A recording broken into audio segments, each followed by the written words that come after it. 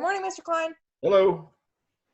I've unmuted you all for now, so till we get started. I fixed the focus on the camera, hopefully, so Okay, now I can't hear maybe you. a little bit better.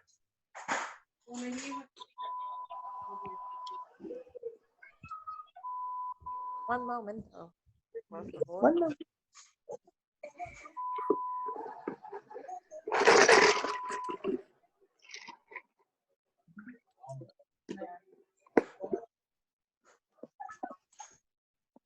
No, not out here. We don't want to hear it. Maureen wanted to say hi.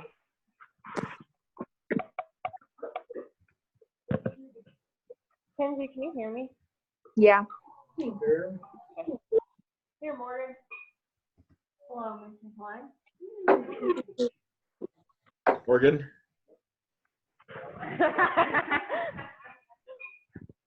Everybody hanging in there?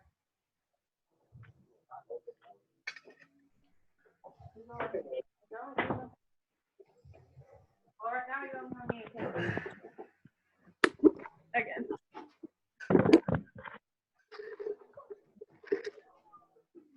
We need to go to the first one. We need to just get there. Go in the cold.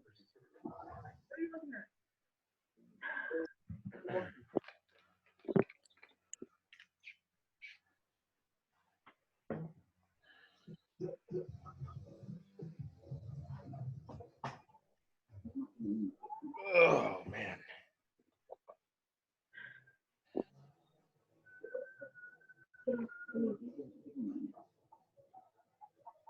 How are you doing, Mr.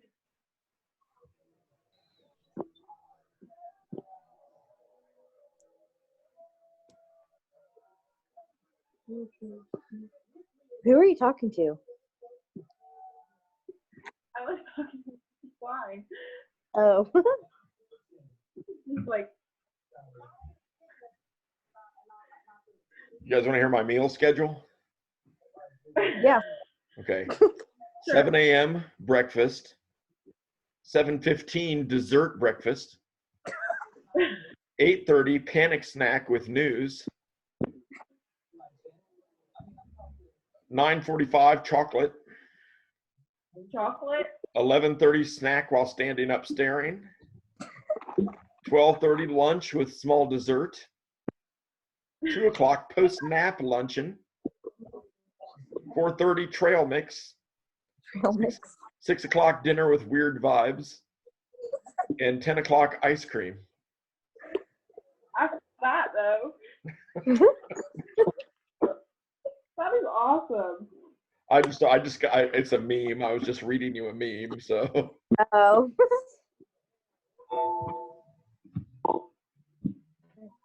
Who is that? Hey, it's my name.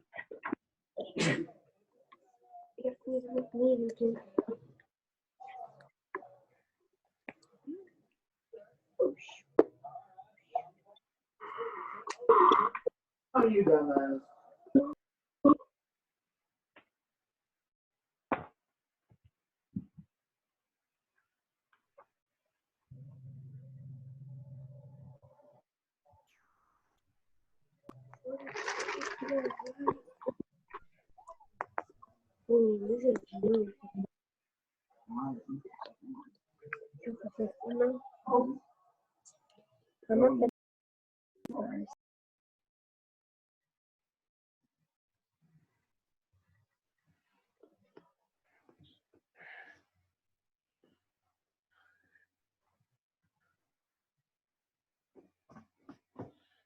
Emma, how are you? Hi, Mr. Klein. I'm good.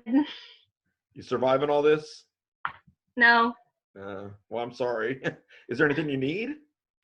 No, I just haven't left my house in like at least a week at all. So I assume since you haven't left, you're well provisioned then. Yeah. Well, that's good, at least. Well, hopefully this will kind of serve as a social outlet for you for a little bit anyway, since you can't get out. Yeah, I went to the one yesterday, and then after about 4 minutes I left. So, but I went. Why'd you leave? Just out of curiosity? There's just a lot of people there, and then I was like, Zoom works. Okay. That's all I wanted to know. All right. Well, I'm glad we at least found out it worked for you. Yep.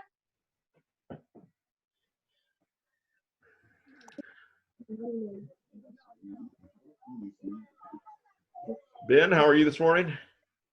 I never have to move this. Got it eventually.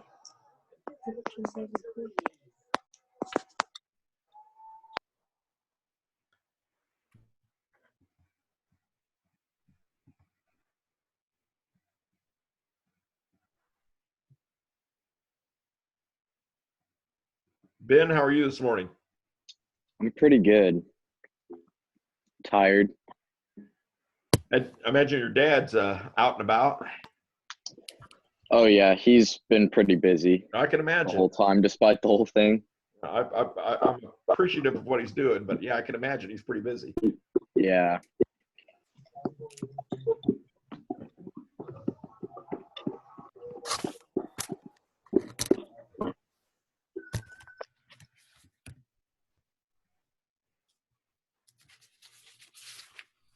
Lena, how are you? I'm good. Good.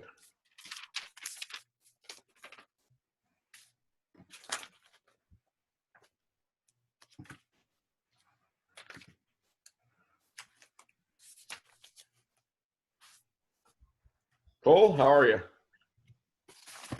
Good. And Sarah, how are you? I'm all right. How about you? I'm not doing too bad. I'll tell you what, I've enjoyed the day a little bit more with a little more routine, doing something like this. So,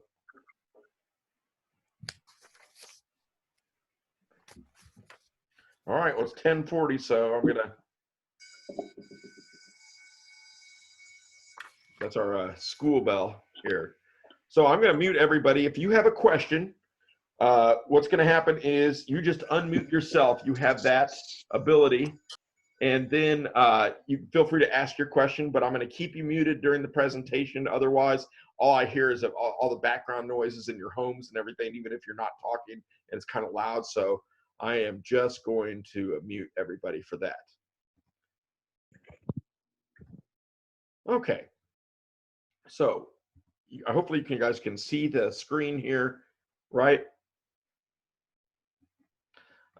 And we're just going to continue our discussion. I apologize if you're not part of this economics class from Marshall High School and you're just joining in, that this is a continuation of what we were doing there. I thought it best to just continue on rather than going back and starting over and losing some audience members. At some point, if you're watching a recording of this or joining us live but not a member of the class, I will go back and fill in everything else on here, but most of the audience right now is going to be students at Marshall High School, and so I'm just continuing on with them with this information. And so one of the things that we've been talking about is choosing a career. We had just started a unit where we started talking about how planning is essential in this, and now we're going to take that planning a little bit further and talk about choosing an actual career. So let me ask you guys a question here first before we continue. When are most deaths in the United States reported? Or when do they actually occur?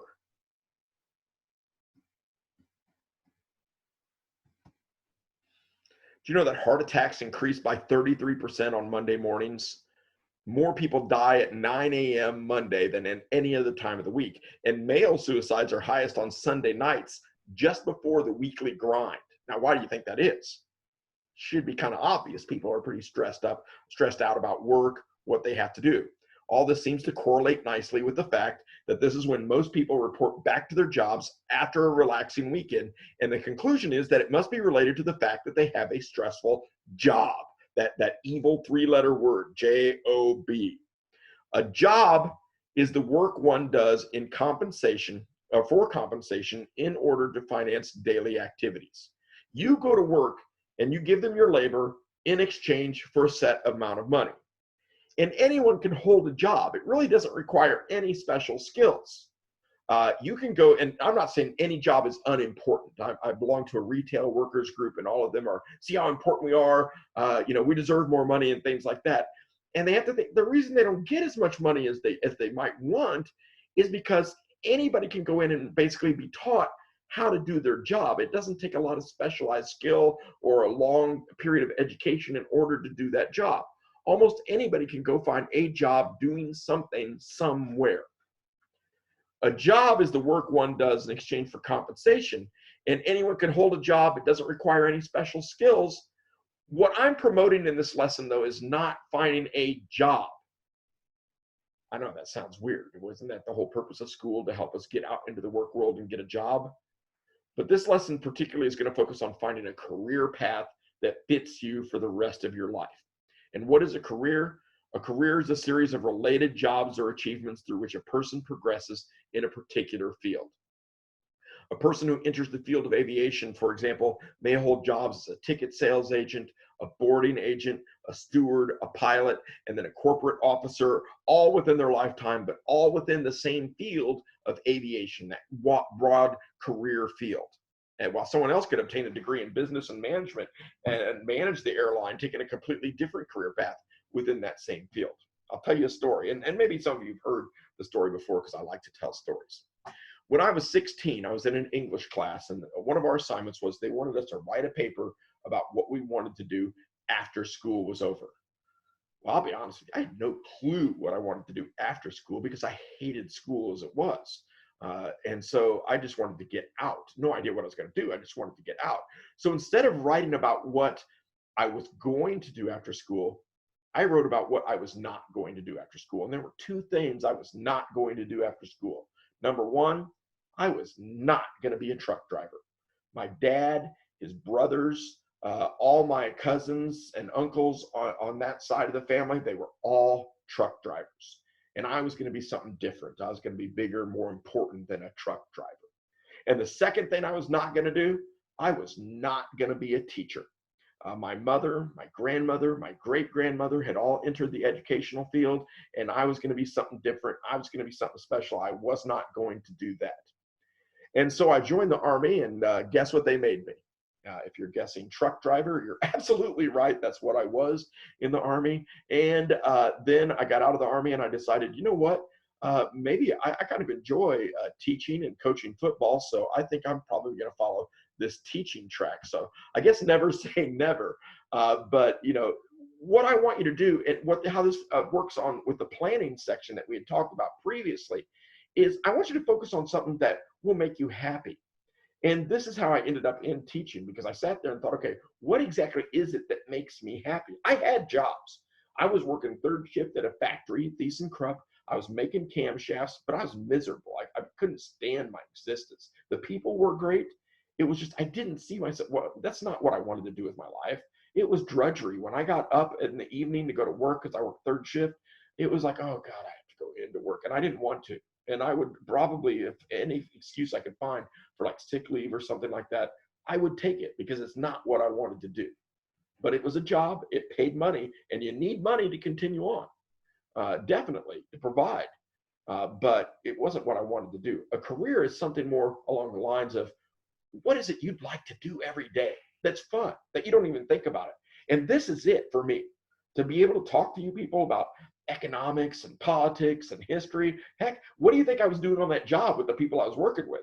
The job itself wasn't hard. I'm taking things off. I'm putting little puzzle pieces in a tray to be fit onto a camshaft. That wasn't hard. So what were we doing the whole time? We're talking to each other about economics, politics. I'd be doing this for free if it weren't for the fact that I actually need money to live. I'd be doing this for free anyway. That's what I was doing anyway. So the fact that I come into work every day and do this job, look at me. We're on this quarantine right now. And what am I doing?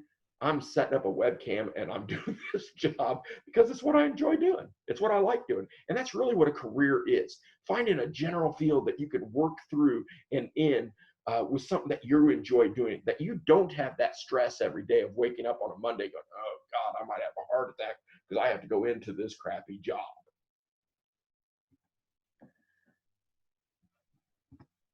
So most people have more than one career in their lifetime. I certainly did. However, by planning early, you may and should have more than one job. But even though you might have more than one job in your lifetime, you can still grow within one career. You know, I had a friend of mine who I met at ThyssenKrupp, and he was in the warehouse. And he started out as a fork truck driver, a material handler, I think was the title of the job. And he was really interested in logistics.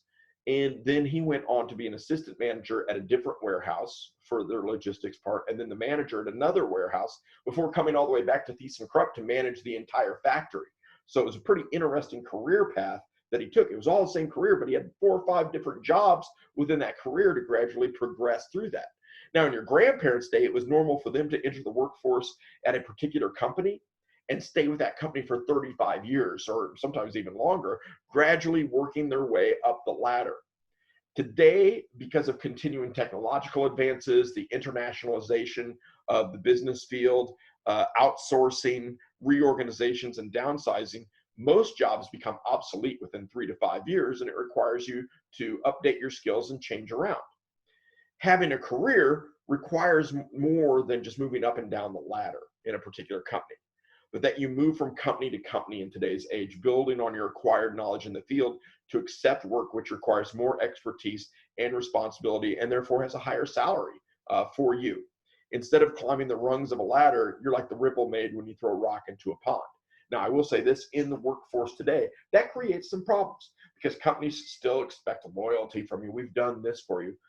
But they also operate in this modern, era where they rely on, outsourcing and things like that. So in reality, the company's going to follow what's best for the business. You yourself are a business as well, and you need to follow what's best for your business as well. And so don't expect to just automatically, follow the crowd there and be loyal to this company when in reality, they're probably not going to be as super loyal to you. I'm not saying don't do your job when you're working for them, but what I'm certainly saying is when it comes to looking out for your career interests, don't follow them. Don't bank on their promises and things because they certainly want to keep you, but the business side is saying pay them less money here. So pursuing a well-chosen career path is probably one of the most valuable gifts that you can give yourself. The planning out of how to progress in your life and cover yourself, provide for yourself at some basic level at least. Your quality of life, your resources, your lifestyle, personal satisfaction, and even family life are going to depend on the wisdom of your choices within your designated career path. And that's another reason why I said a successful life requires planning, because all this is going to be planned out. Where do you want to be? What is your 1-year plan, your 3-year plan, your 5-year plan?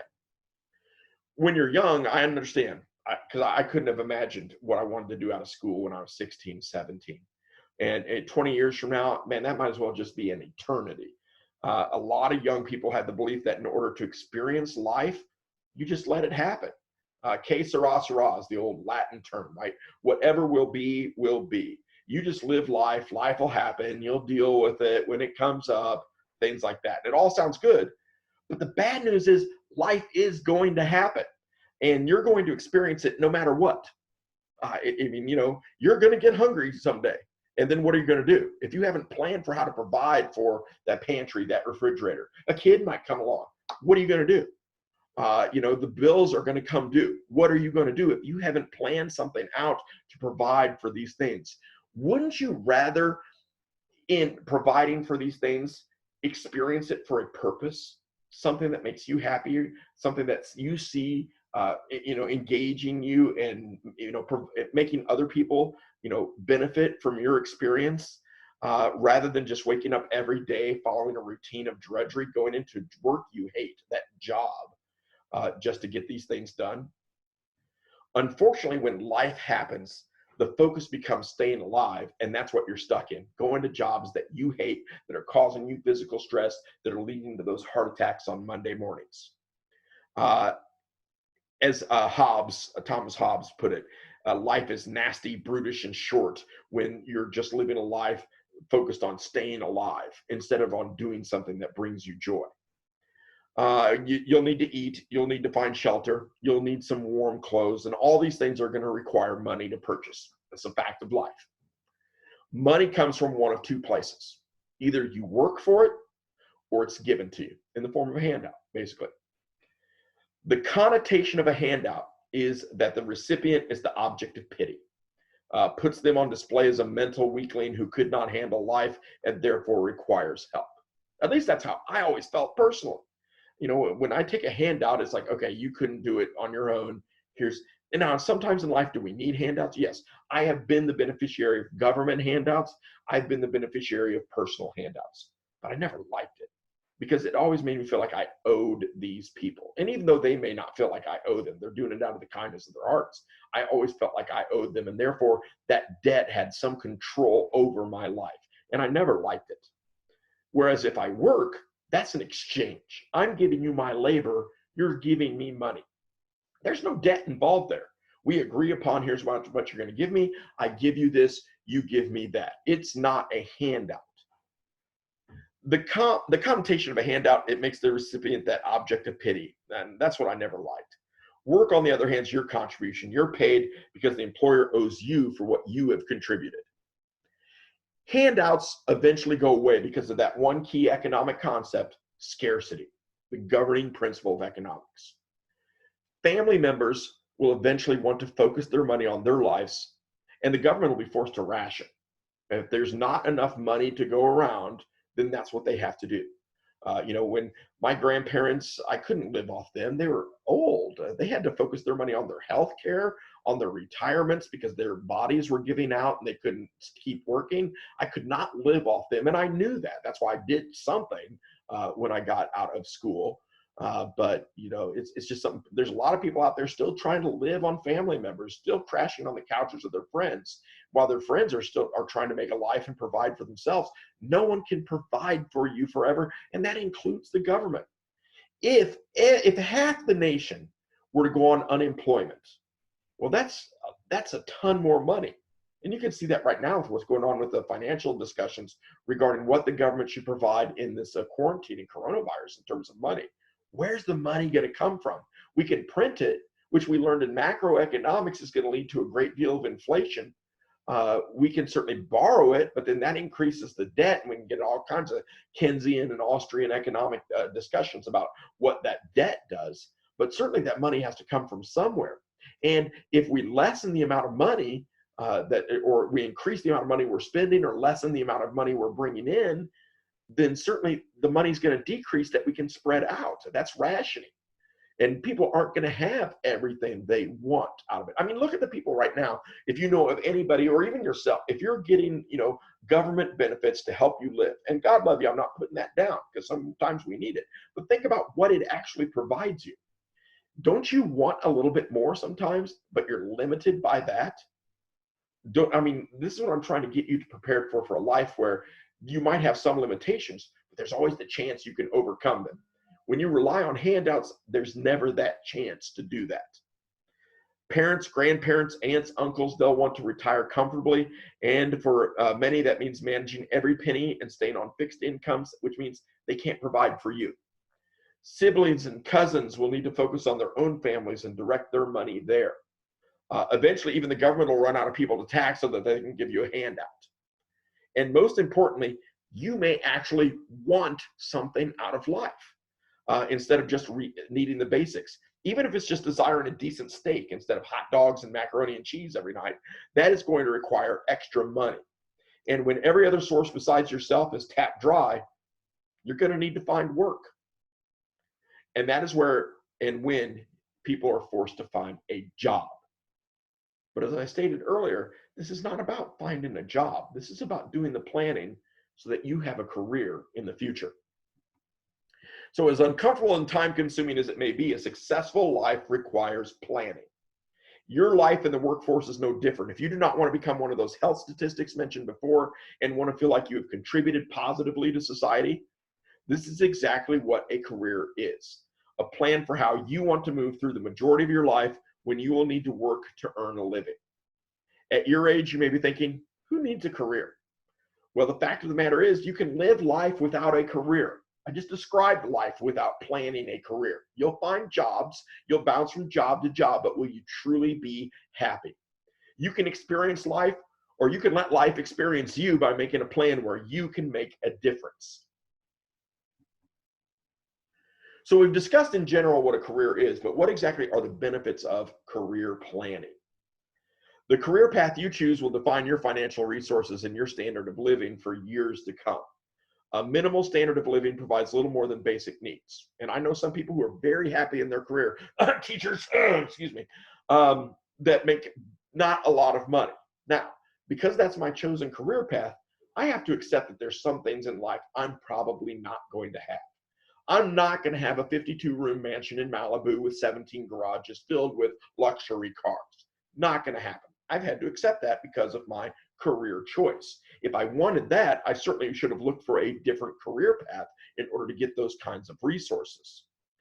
With higher standards of living, people are able to fulfill goals such as home ownership, travel, other wants based on priorities. Of course, your income's going to change as you advance along the career path. You gain knowledge, you gain experience, that makes you more valuable, and therefore people should be willing to pay you more for that. Although money is not everything, it is wise to evaluate the earnings potential in career fields that you're considering. If you enter a particular field, how likely is it that you'll reach the standard of living you desire? So think about, okay, when I envision the future, when I'm 40 and I've got kids, a spouse, whatever you want in an adult life, how much money would something like that require you be making a year? What kind of job would allow you to afford that lifestyle, or career path would afford you to have that lifestyle? And that's something you have to seriously consider when choosing your career. If the answer is not very likely that your career path would get you there, you'd be wise to either re-examine your goals as far as your career and priorities, or consider other career options. Maybe, okay, you might have to scale back on the mansion because I chose to be a teacher or a social worker or something like that, a police officer. I'm helping a lot of people. I enjoy my career, but I got to actually scale back, okay, how I see myself living my life. Financial rewards are important, but people are also motivated by personal satisfaction or the psychological rewards of the jobs. Like I said, in many times in class, I could be an economist and I could sit there and stare at a computer screen and do mathematical modeling and make 5 times as much as what I'm making now. Or I can interact with you guys and talk about the things I like talking about and do this and be very satisfied every day that I'm helping you achieve your life goals. And I much prefer this. And so I've realized that, okay, then I have to scale down what I can do otherwise. So these rewards can include enjoying the way you spend your workday, being challenged and stimulated by your job, and working with interesting people. Doing a job well also brings a sense of accomplishment and pride. For most people, this sense of accomplishment is magnified when they do work that they consider meaningful, that in some small way makes the world a better place. When your work reflects your goals and priorities, you have a strong sense of purpose in your life. You want to get up in the morning, you want to go do something because it's not just for you. It's not just to cover those basic expenses. You feel like you're helping the world in some way. The career you choose is not only going to affect you personally, but also members of your current and future family. Think about the impact that working in a particular field might have on your family relationships. For instance, some jobs are more likely than others to require that you put in long hours. If you're considering a career in healthcare, I guarantee a lot of those people are not home 12, 14 hours a day. They're at work. They're not seeing their kids. They're missing sporting events. They're missing plays, musicals, concerts, the Christmas concert for the little kids. They're missing a lot of those moments. Right now, they've probably got scared kids sitting at home with either another parent, a caregiver, a grandparent, and they're not there to comfort them and let them know, okay, here's what's going on. Matter of fact, they're probably taking a risk working in hospitals, being exposed to this disease that they might bring it home. They're not able to shop effectively for their families because of the limited time they have off. So these are all things, if you choose a career in healthcare, you're choosing to sacrifice in that regard with these things. So you're going to have to do this. Some other jobs might require you to work nights or weekends, travel frequently, or be on call to handle emergencies. How might family members feel about these requirements? I mean, how might your wife feel that you're not there helping, or your husband that you're not there helping? How would you feel about missing out on family activities because of your job? If you see yourself in the future being that really involved parent, coaching a sport, or being the room mother or things like that, are you picking a career that's really going to allow you to do that then? How would you feel about missing out on family activities like that? All these things will define your career choice, and go into defining what a career is. It's a series of job choices that reflect your values and priorities in life. And as we grow and our priorities change, the path we take within our career can change, and even our career choice can change as a result. So how do you choose a career path that's the right one for you? A lot of it has to do with evaluating yourself and careful planning and goal setting. What you want to do with your life is your dream. By inventorying your interests, strengths, weaknesses, and desires, you're going to create a vision that you can make a realistic plan of achieving through setting goals to get there. The whole dream, vision, goal path we talked about in a previous class. For example, if my dream is to someday work in the field of law, I may take inventory of my strengths and find out I have an analytical mind, I enjoy research and debate, and if I do not, then perhaps I need to change my career dreams. If these strengths match up with a career in the field of law, do I want the long hours of research, the extra schooling and its expense, and to have to argue in front of a court? Or would I rather do research, help prepare arguments, and work on a regular schedule? The answer to these questions are what's going to help create my vision of where in the field of law I would like to be. Because I could be a lawyer, a paralegal, a police officer, a legal secretary, a probation officer, a court reporter, etc.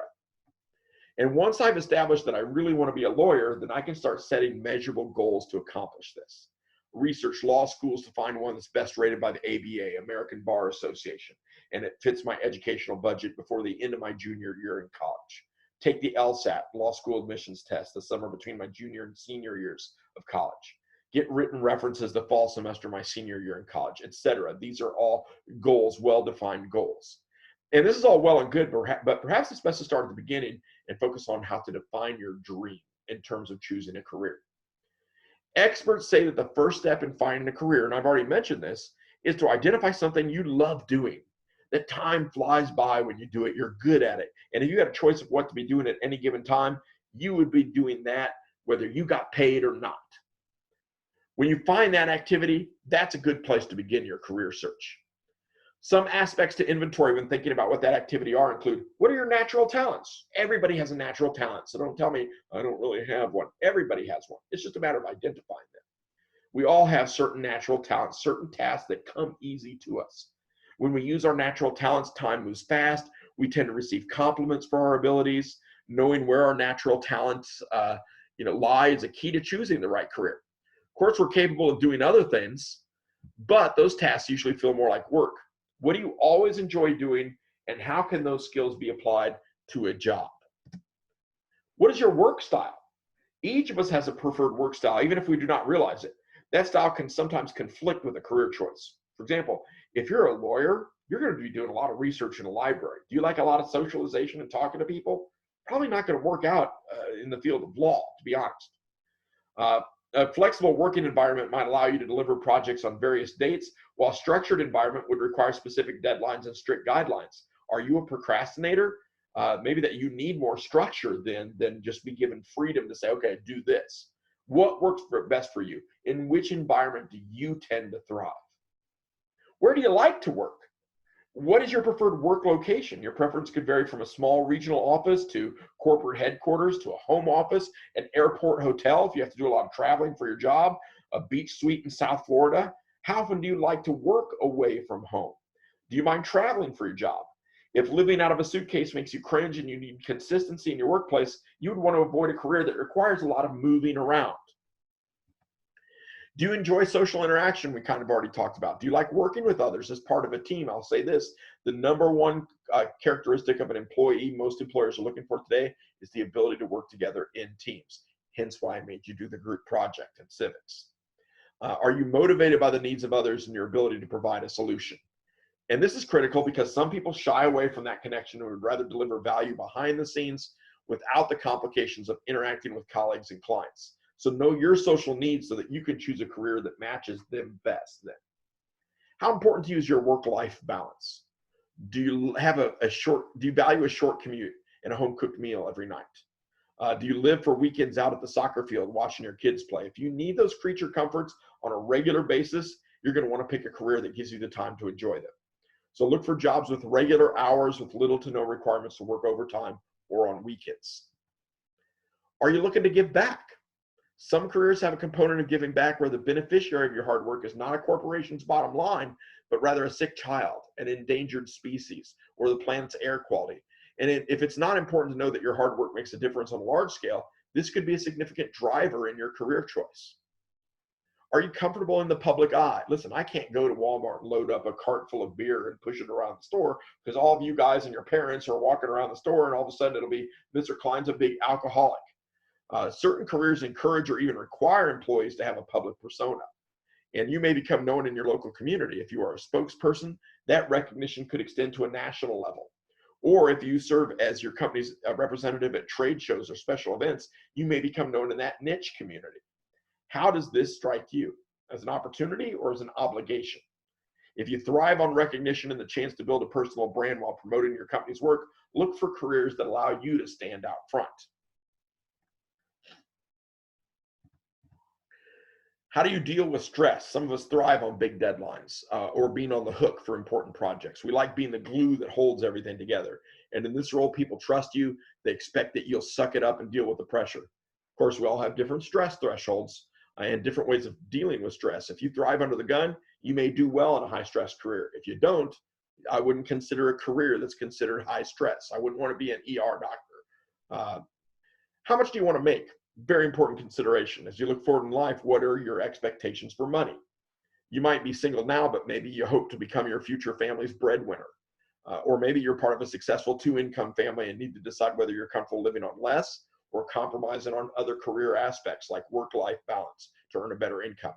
If money is the reward you seek, and there's nothing wrong with that at all, there are careers to match. And if choosing a career feels like too much pressure, here's another option.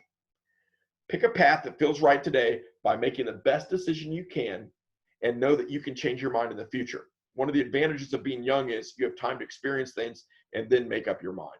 Remember that it is plans that change. So if you change your job choice, make sure there are corresponding changes in your career plan as well. But always have a plan because a successful life requires planning. In today's workplace, choosing a career does not necessarily mean you have to stick with that line of work your entire life. Make a smart decision, plan to reevaluate down the line based on your long-term objectives. And recognize that you'll change as time moves on too. Your needs for money, freedom, balance, and recognition will change with you. Right now, you might want that high-powered job where you're always traveling, you're rarely home, and then you have that first kid. Things will change. Things will change for you. For now, just think through each of these ideas, and you will be well on your way to choosing the career that's right for you. I'm going to leave this right here. We'll pick this up the next class period because I'm a little bit over time right now, and I think this is actually going to end. So I'm going to open this up really quickly for the last 2 minutes here for you guys to ask any questions that you might have. So if you have a question, you can unmute yourself here and ask it. So feel free if you have a question to do that. Define Okay, handouts. I'm sorry, go ahead. Define handouts. Define handouts? Yeah. Well, there's only two ways to get money. Either you work for it or someone gives it to you. Someone giving it to you is a handout. Oh, so we're specifically talking about money. Yes. Okay. Yes. Okay. And I mean, you could expand it to even the things that money buys if they're given to you. But, you know, certainly, you know, there's truly only two ways to get that. And I don't know, John, if you were here at the beginning of the class when I discussed those. Yeah, I will. Okay, good. I want to know what you meant by handouts. Oh, well, I mean, technically I'm talking about money, but it also could be anything money could buy. Let's take the gift giving economy.